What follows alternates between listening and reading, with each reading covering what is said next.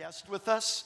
Her name is Nancy Ortberg. I promise you, you are going to love her. A couple comments about Nancy.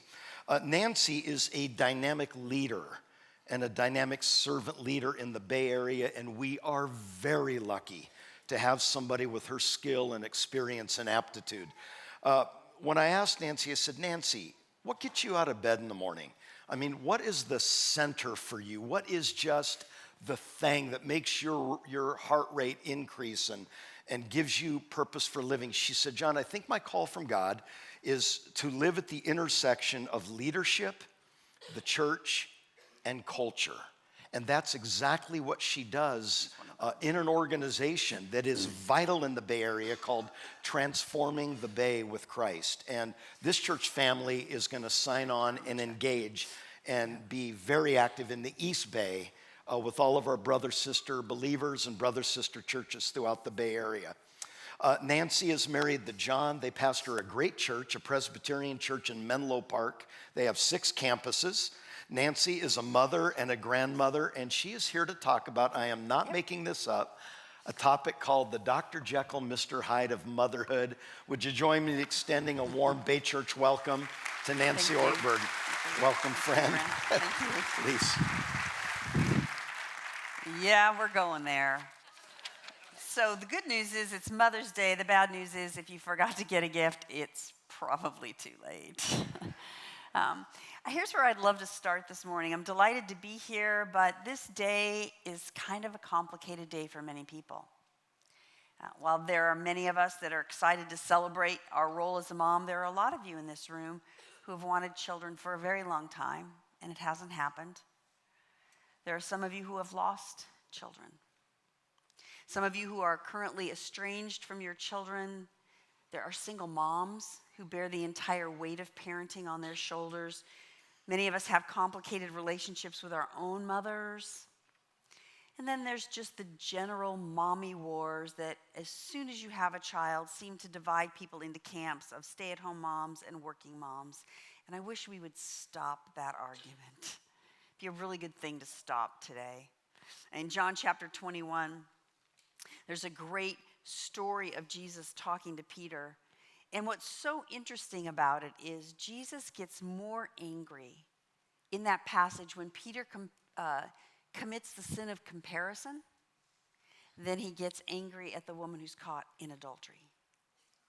Yeah, that one's worth thinking about when you start to pit moms against each other. But wherever you fall in that continuum today, and additionally, there's a whole bunch of you in this room that are men who will never be mothers.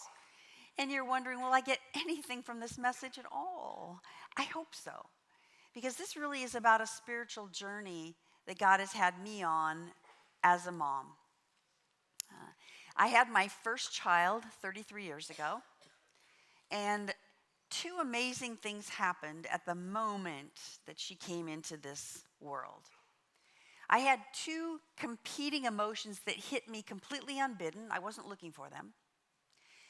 They came immediately and started fighting with each other almost from the beginning. And the first was this. When I pushed Laura out and I heard her cry and I held her for the first time, I remember thinking first and then saying out loud to my husband, oh my gosh, I would kill for her. To which my husband said, I think you mean you would die for her. Like, no, that's not what I mean at all. Because then she would be an orphan. No, you're not listening to me. I would kill for her, including you, if you get in the way.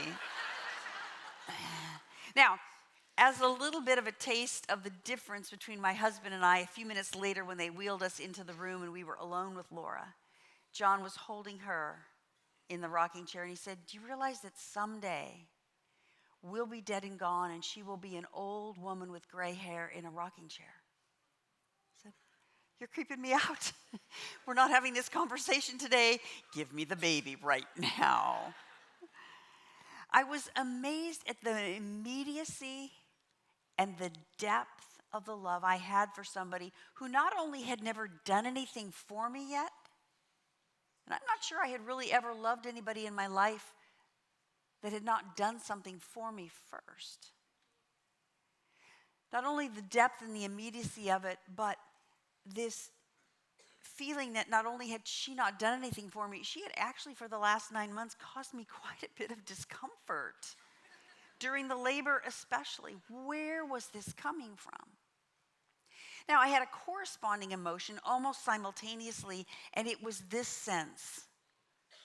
Oh my gosh, what have I done? Why did I do this? I can't take this back. My heart has just gone from living protected inside of my chest to living on my shoulders where anybody can hurt it now.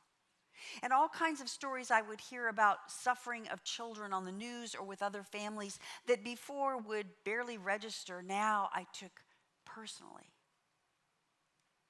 A couple of months ago, my kids are all grown on paper.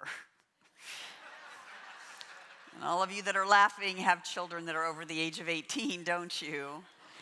And I told my counselor, I thought you just had to get them to 18. You know what she said to me? That's so cute that you thought that. And I remember thinking, I'm going to have to write her a check for saying that very nasty thing to me right now. But I was just taken aback by the fact that I was at my most vulnerable now because I loved something and someone way more than I loved myself. And then, on top of those two dueling emotions, over the next few months and years, as I had 2 more kids, I began to meet what I would say was the best version of myself. The love that I felt for that child and the subsequent next 2 was starting to act like a magnet and bring the best version of Nancy that I'd ever seen. Patient, joyful, kind, loving. And then there was another version of me that I met that I gave another name to because she didn't remind me of myself. She was kind of frustrated and impatient and grumpy. And in fact, I told God many times, I've never been like this before, so it must be the children's fault. Looking for someone to blame. To which over time, God said, not sure it's the kids. Think this person has always been inside of you. And while I'm going to use this journey of being a mom to help you understand how much I love you and what greatness lies inside of you, I'm also going to use this journey to show you things about yourself that you would much rather avoid.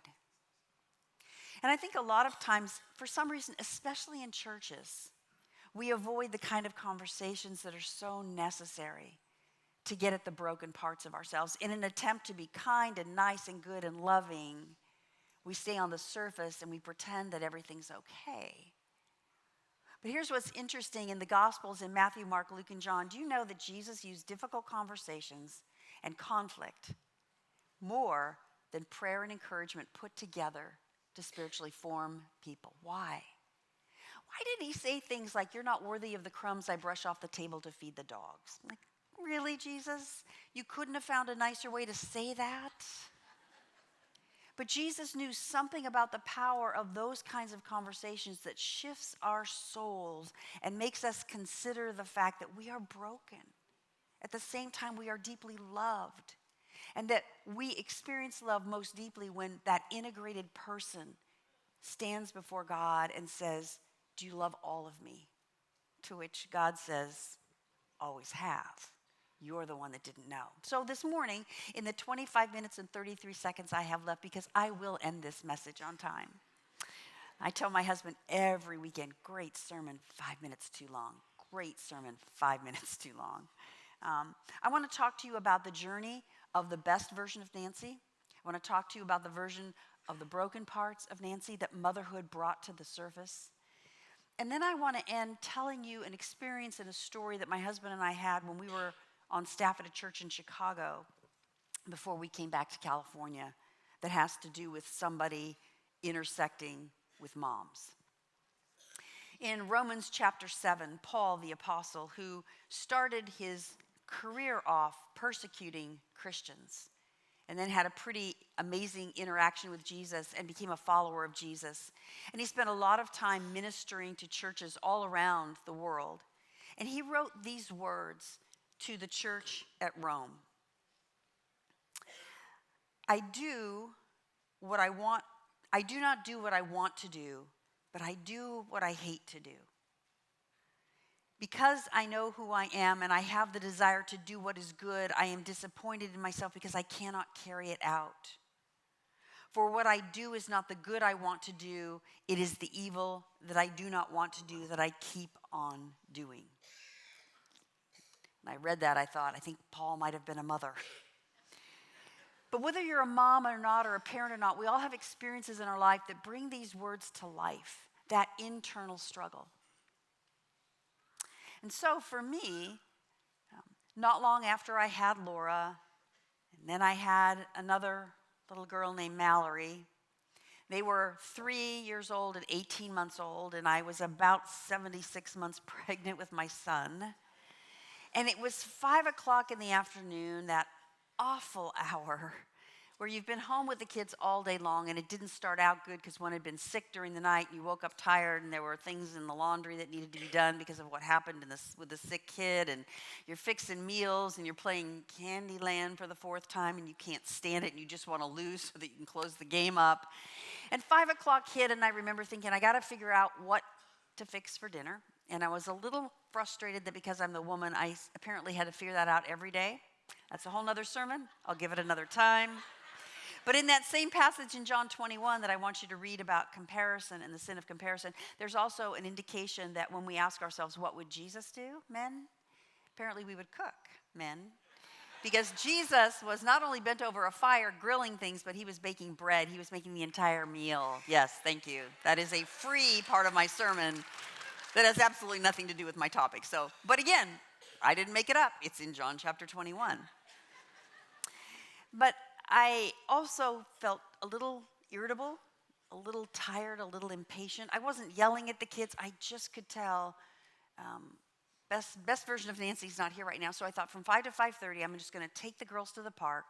I'm going to sit on the bench, let them get some of their energy out so that when we get home between 5:30 and 6, I can open up the refrigerator, heat up leftovers, pour gravy over it, and act like it's a whole new meal. So I sat down at the park, and the girls started playing. And after about 2 or 3 minutes of having some space and margin where I could relax, I remember looking at the girls and being quite overwhelmed by a sense that came on me for just a few minutes of how much I love these little girls. I wasn't looking to experience that. I just did when I gave myself a little space. And almost simultaneously at the same time, it was like God whispered to me in that moment, that is the tip of the iceberg as to how I feel about you. Ever had your heart be Teflon to the very thing you needed to hear? I have. And in that moment, I held my hand up and I said out loud, stop. I'm sure there were people walking by, pregnant woman talking to herself, kids playing in the playground, let's call social services. I just didn't have a place to put that kind of love into my heart that so desperately needed it, and so I resisted it. I'm not a big crier. I was fighting back the tears. I scooped up the kids. I put them in the car, drove home, got dinner fixed, and did not say anything to anybody about that interaction because I did not fully understand it. And I think what God was beginning to do in my life was to show me that those parts of me that were coming to the surface that were so good and so motivated by my love for the children still had a long way to go to understand that that's just a reflection of the kind of deep love that God has for me without doing anything to earn it, without having to follow any set of rules that make me good enough to be the recipient of that kind of love.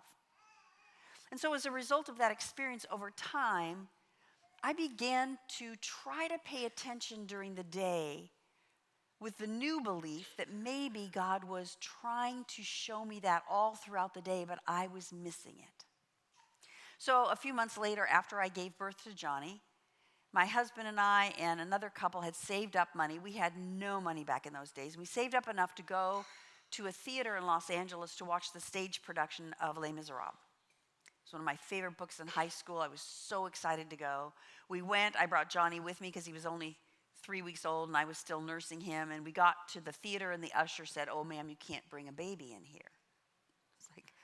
Oh, hell hath no fury like a postpartum mother who has been saving up for this and is desperate to get out of the house. So long story short, I assured him that this baby that he saw would be nursed for 3 solid hours so that he would stay quiet.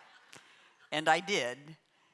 And about 20 minutes before the end of the play, there's this beautiful scene where the main character, Jean Valjean, is singing to his daughter Cosette from his deathbed. And he sings these words: "To love another person is to see the face of God."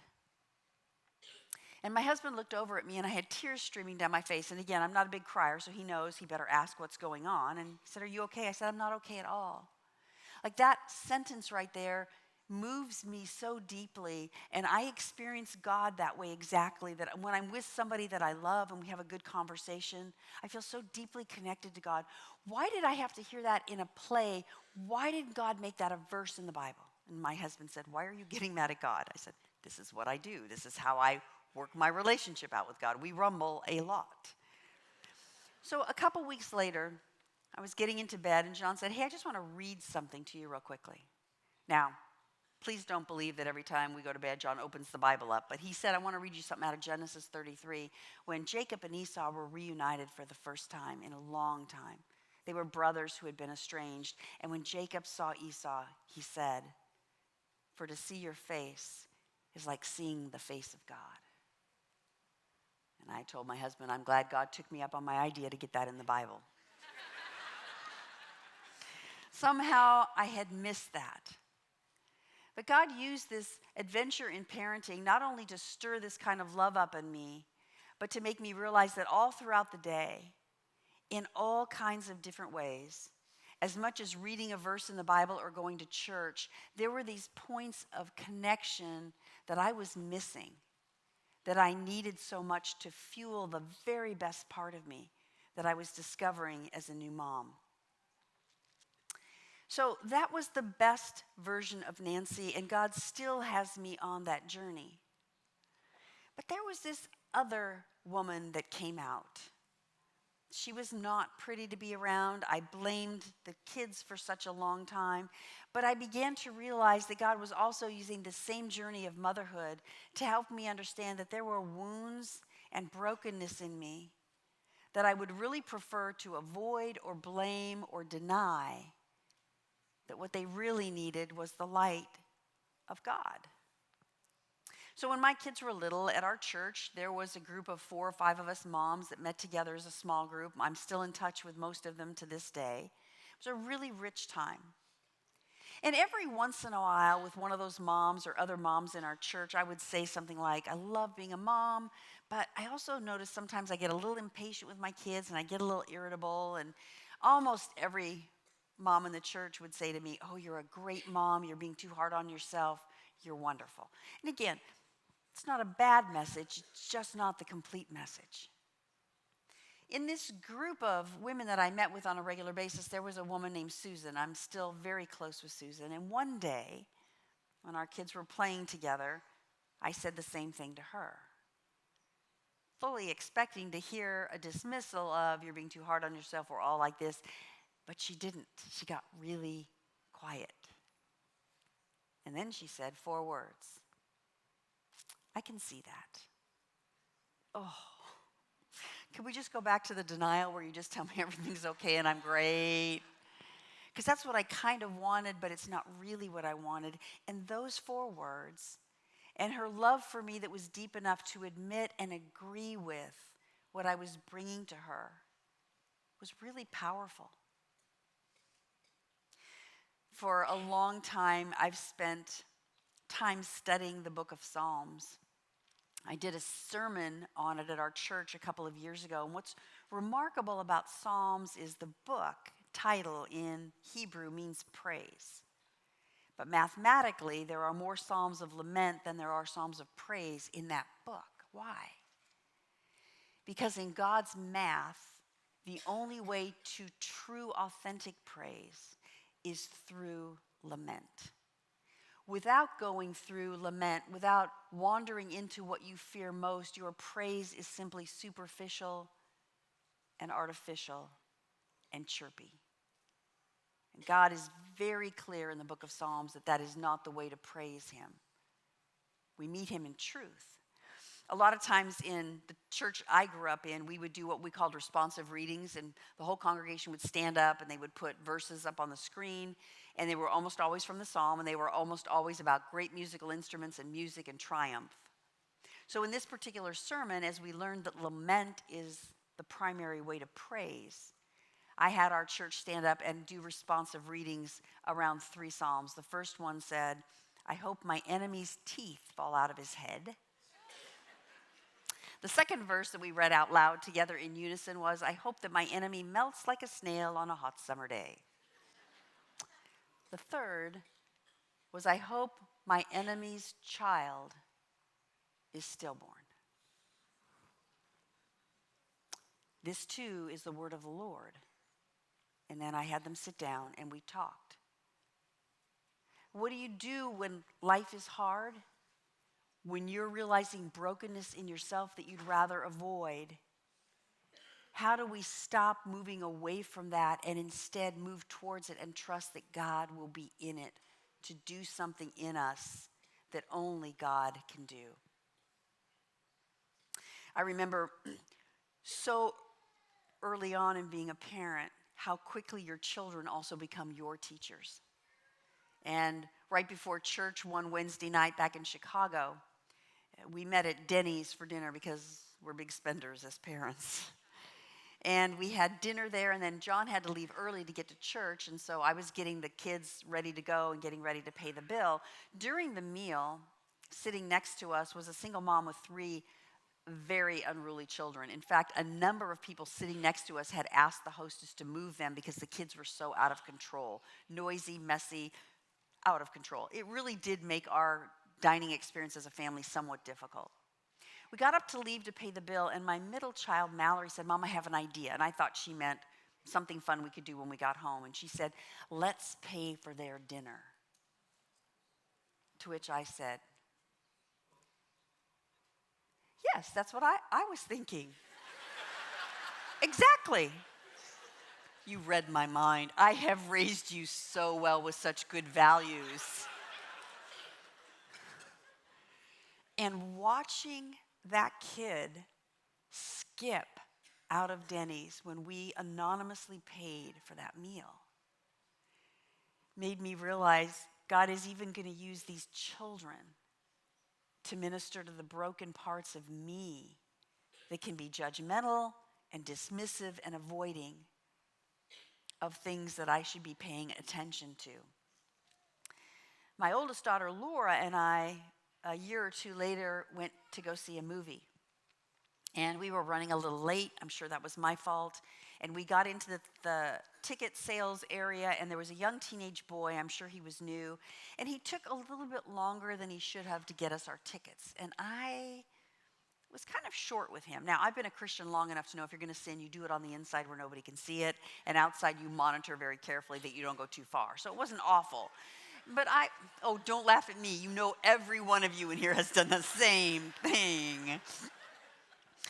And I was a little short with him, and I kind of knew it, but I was pretty sure Laura didn't. And so we got our tickets, we scooted in, and about 3 minutes into the movie, Laura leans over to me, I think to tell me she's so excited to be here with me to see the movie, and she said, "Mom, you were kind of mean to that kid." She noticed. Dang it.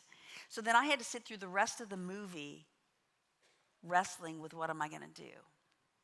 So when we got up to leave, I went back over to that kid and apologized. Now, he was a young, awkward teenage boy, and he did not want to have this conversation with me. And so he just said, "It's fine." I said, "No, it's really not fine. I was rude, and I'm really sorry. It's good. We're good." So then I said, "I need you to look me in the eye for just a minute, and I'll try to do this really quickly." But I was and because we're in church, let me just say the word started with a B, it ended with a TCH, and if Vanna were here, she would buy an I for the vowel. And I used that word intentionally because it accurately described how I treated him, but it also got his attention, so he looked me in the eye. And I said, I'm so sorry. I should not have done that. It was not your fault. It was me. Will you forgive me? And he locked eyes with me and he said, yes, I will.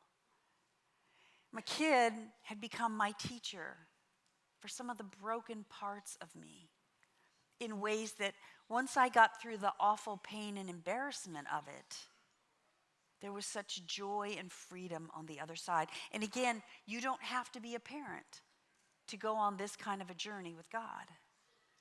He will remind you of his extravagant love and the best parts of who you are. One of the things I tell Christians all the time is I think one of the main reasons a lot of people don't believe in the gospel is it's simply too good to be true. You mean I'm going to get loved by God unconditionally without having done anything to earn it or deserve it, and I know the broken parts in me that I keep hidden from everybody else, and I'm expecting God probably no, this can't possibly be true. So whatever journey it is for you, to abandon yourself to it and let God love you deeply and refuse to be Teflon to that message, but also to be honest and open enough to say, yes, these are my broken places, and they need the healing touch of God. The last thing I want to talk about is when John and I lived in Chicago for what I like to call 9 winters. I am a California native. I do not know what pioneer stopped his wagon in Chicago and thought it would be a good idea to put up housing there, but he was clearly out of his mind. It is a horrible place to live. And if you have lived there or grew up there, I'm not sorry I just said that, okay? So we lived there for 9 winters. We worked on staff at a church. And we lived in a little cul-de-sac. And almost everybody in the cul-de-sac, except our direct next door neighbors on the right, went to either our church or another church.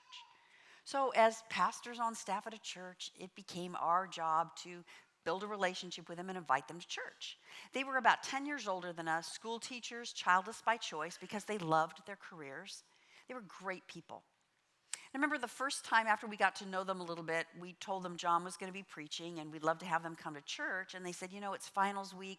We're going to be busy with grading papers, maybe another time. No problem. We were undeterred. A few months later, I said, hey, I'm going to be preaching this weekend and we'd love to invite you to come to church and then out to lunch with us afterwards. This time, what they said was something like, through a very tight smile, oh, that's the weekend we're clipping our fingernails. I'm so sorry we can't come. That's fingernail clipping weekend. We forgot. We can't make it. And I remember after that very awkward interaction, John and I talked about, I think we need to stop inviting them to church for a while and just be their neighbors.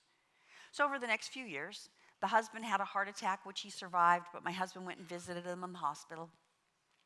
The wife had breast cancer, from which she survived, but I took meals over. Every once in a great while, we'd have a dinner together or exchange gardening tips over the back fence. In the spring of the 7th year that we lived there, the husband, Neil, came running over to me in the front yard. And he said, Nancy, when are your church services? What? I haven't offered an invitation for years. Can I tell you why he asked me when our church services were? So the week before, he and his wife went to work at the school, and they had a little team around the grade that they taught, and one of the women on their team who they just loved was a teacher's aide, single mom. We all know what teacher's aides make. This woman had a rough life. Her husband left her when she had their 3rd child. She had no car, so she'd have to get her kids ready early in the morning, take them to the neighbors so they could wait there before they caught the school bus, and she would get on 2 city buses to get to work on time. And our neighbors just treated her like she was one of their family, and they loved her. She came into work the week before and said to them, you're never going to believe what happened, but a church I don't even go to gave me a free van. And my neighbors asked a few questions, and then they said, oh my goodness, I think that's the church that our neighbors work on staff with. Let me tell you how that cars ministry came to be 10 years before John and I ever got to that church. When our senior pastor finished preaching a sermon one Sunday, he was down greeting people, and a tall, thin man with lots of tattoos and piercings and oil and grease under his fingernails, smelling like tobacco, shook his hand and said, Pastor, I need to tell you that this church has changed my life. I started coming here 18 months ago when my life was falling apart. I was addicted to multiple substances. I lost my job because of it. My wife took the kids and left. I was falling apart. I came to church. The first Sunday I came here 18 months ago, I had a gun with me. And the pastor's like, oh, I need the ushers here right away. This is not a good conversation. And then he went on to say, through the sermons and the music and the small groups and a group of men that have surrounded me and gotten me into addiction recovery, who've helped me put a resume together and put some job interviews in front of me. Even my wife has said she would consider to go to counseling with me on the hopes of reconciling. I'm just so overwhelmed and full with the love of God, and my life has changed so dramatically. I want to give back. But you see, Pastor, I'm a mechanic. I don't preach sermons, I don't sing songs, I don't lead small groups. But here's what I've noticed. I've noticed, and these are his exact words, I notice you have a lot of rich people that go to your church. I can tell by the kind of cars they drive. But you know what, Pastor? I also notice you have a lot of poor people that go to your church. And when they get out of these terrible cars, I watch them, and about 8 out of 10 of them are single moms. And some of the cars are so bad, Pastor, I watch until they go into the church, and then I get on my back under the car and look at their engine. He's like, you got a gun, you're under the cars. This cannot end well. But to his credit, this pastor took seriously the story of a man whose life had been changed by the gospel of Jesus Christ, who now had such a full heart. He was desperate to give back and had to give back out of who God made him to be, which was a mechanic. And so then he said to our pastor, would you do this next time you preach? Would you ask the rich people when they buy a new car, they don't need the resale value, ask them to donate the car to the church. I'll find 5 or 6 other men and women that are mechanics, and we'll take the car to auction, and we'll buy 4 cars, and we'll fix them up, and we'll start giving them out. The last year John and I were at our church gave away 200 free cars to single moms.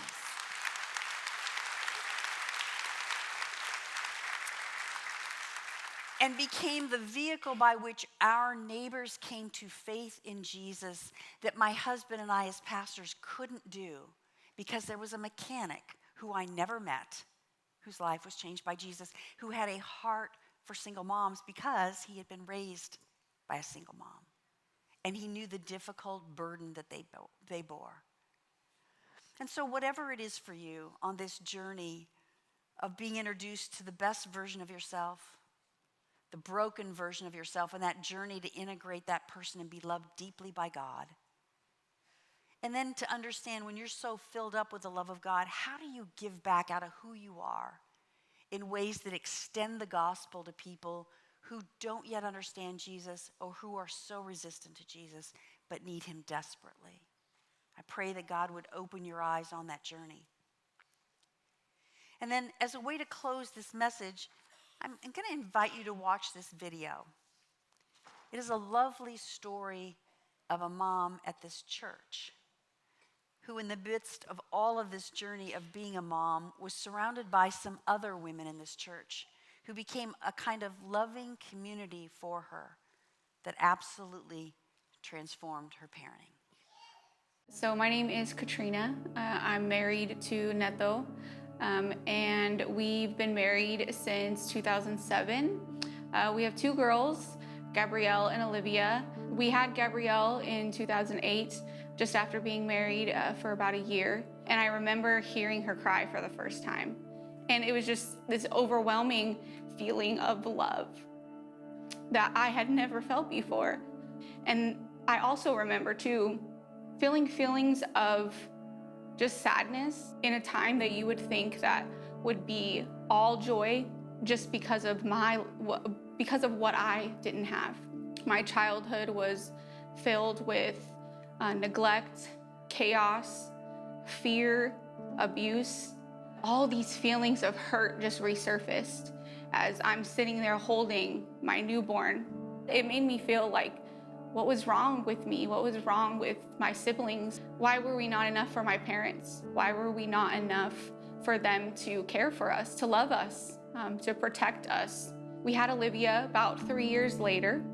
I started to feel a lot of anxiety with my ability to be a mom, my ability to raise a human being, a daughter.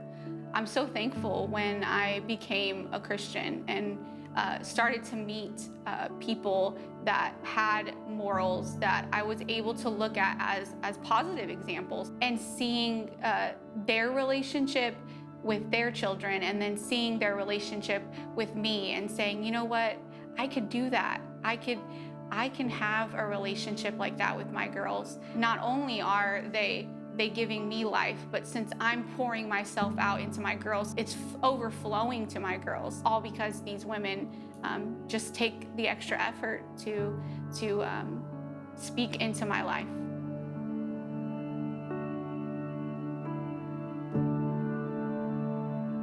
When I think about Katrina and all that is in her personal history that I know of, I love the fact that Katrina does not walk with bitterness. Katrina is tender. Her heart is soft. Her heart is supple. She doesn't have a veneer of hardness to her at all, and that's really what I admire about her. I admire her strength the most. She's not had an easy life. It would be easy to sit and blame everyone else and just stay there, but she continues to grow and change with everything that happens in her life.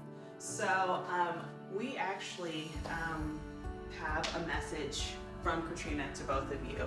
Monica is not a mother by the traditional sense. She doesn't have children, but she loves my girls probably almost as much as I do. And she's such a huge support in our marriage, allowing us to have time to ourselves and taking the girls so that we can do the things. We can work in ministry together. She has given life to myself, to my girls, and to my husband. If ministry, like I said, if ministry is a cake, Leona is the frosting. She makes things just that much better. She encourages me in who I am as a woman, who I am as a daughter of Christ, who I am as a wife, who I am as a mother. She's such a prayer warrior. I feel like she has like a one-on-one connection with God. So anytime I need some extra prayer, I know I can always go to her, and I'm so thankful for that. She may not even know it, but she has spoken life into my life just by being there.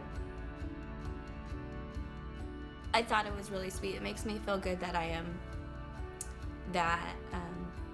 things are appreciated and I am making a difference in somebody's life.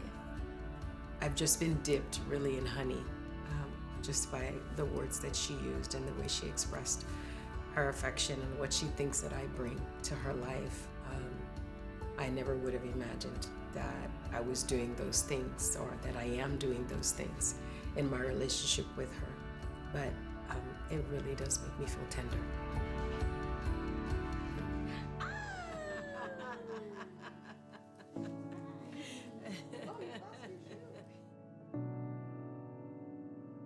Just thank you. I'm so grateful to have people that I can depend on and that can encourage me so that I can be a better mom and a better wife. And I'm just thankful that you guys are a part of not just my life, but the girls too. Thank you.